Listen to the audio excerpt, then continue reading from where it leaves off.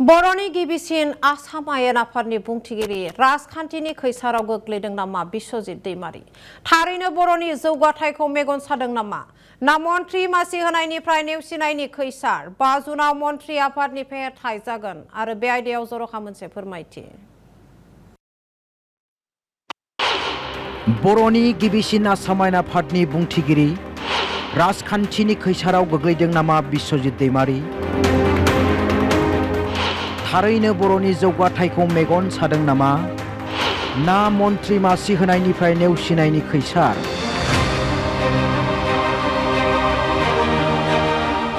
आसाम आयेन आफादनि बुंथिगिरि मासियाव जिरायनायनि उनावनो एक्सन मुडआव रनजित कुमार दासनि बुधबाराव जोबनानै थांदोंमोन 16थि आसाम आयेन आफादनि गिबि जथुम्मा।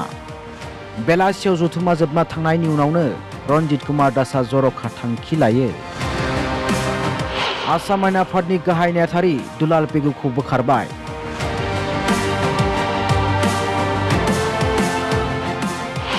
नाथाय मानो हरखाब बे थांखि? बुंथिगिरि रनजित कुमार दासनि गोदान नेहाथारि महरै बिबान आजावबाय राजीव भट्टाचार्यआ।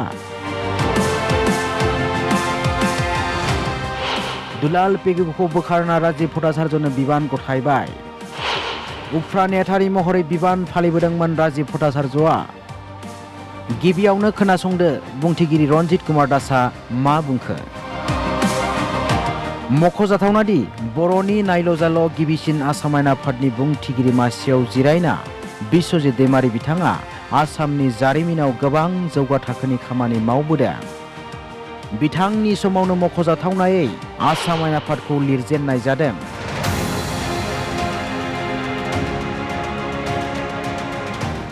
बिश्वजित दैमारिनि समावनो आसाम आयेन आफादाव लाबोनाय जादों बेटारि रिक्सा एबा गल्फ कार्टनि राहा।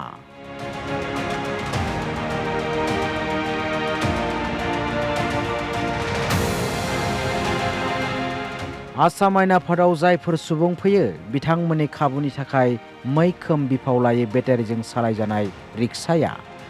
आरो मख'जाथावना बाथ्रा दि बेफोर बेटारि रिक्साफोरखौ आइजोफोरा सालायनाय जायो।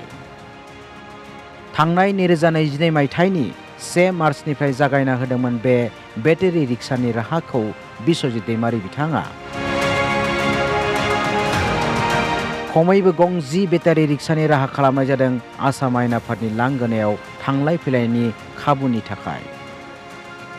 आसाम आयेन आफादाव बे बेटारि रिक्साखौ लाबोनायनि गुबै थांखियानो जादों सोमखोर गोथां गोहो फोसावदिं आरो गुबुंले उदां आसाम सोरजिनायनि थांखि।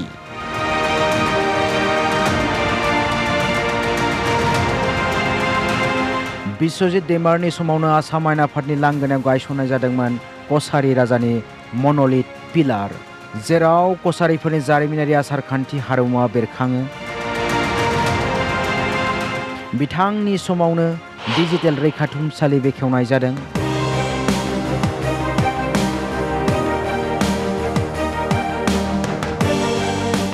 जेराव गेदेमा भीम बरदेउरिखौ लानानै भुपेन हाजरिका, रुपनाथ ब्रह्म बिथांमोननि जिउ जारिमिनखौ नायनो हायो आरो गुवाहाटी नोगोरमाखौ हेलिकप्टारजों गाखोना नायनायनि नुथायबो नायनायनि खाबु दं। बिश्वजित दैमारिनि समावनो आसाम आयेन आफादनि नेहाथारि खनमा बेखेवजादों।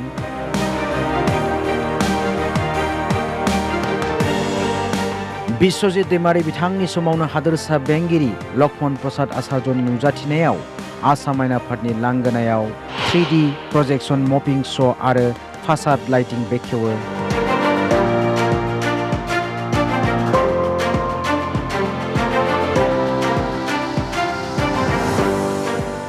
बेल' नङा, बिश्वजित दैमारि बिथांनि नाजानायाव आसाम आयेन आफादाव पेपारलेस खालामना ई-बिधाननि राहा खालामनाय जायो आरो आसाम आयेन आफादखौ गोदान महरनि जौगा थाखोआव साजायनायजों लोगोसे सावस्रि फाहामथाय मिरु, MLA-फोरनि थाग्रा न'मा बायदिखौ लानानै गोबां जौगाथायनि खामानि मावनाय नुनो मोन्दों बिश्वजित दैमारिखौ।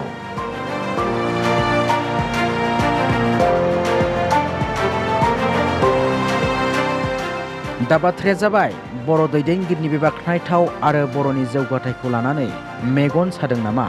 बेसो गेदेर सोंथि बेरखांदों। जाउनाव बिश्वजित दैमारि मावलांनाय खायसे खामानिखौ खोमोरनो नाजानायबो नुनो मोन्दों।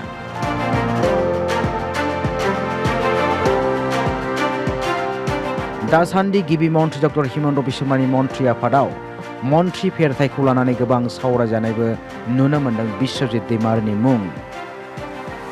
थारैनो मन्थ्रि मासि होनायनिफ्राय नेवसिनो थाखाय बिश्वजित दैमारिखौ फाव फान्दायनो नाजादों नामा राजखान्थिगिरिफोरा?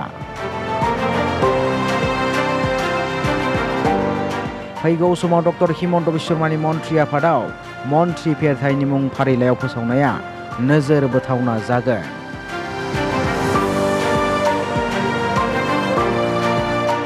ब्युर' रिपर्ट असम लाइभ 24 बड' लाइभ 24।